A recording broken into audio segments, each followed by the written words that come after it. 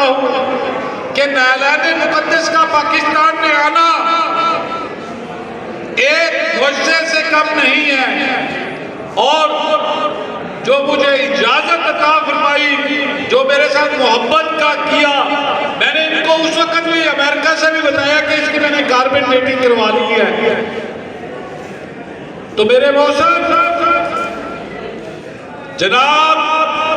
chief justice Lahore high court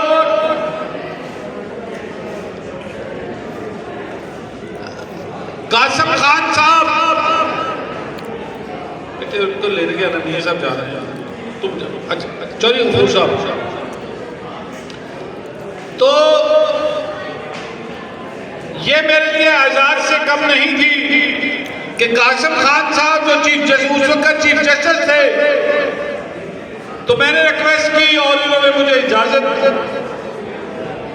अता फरमाई और इजाजत के साथ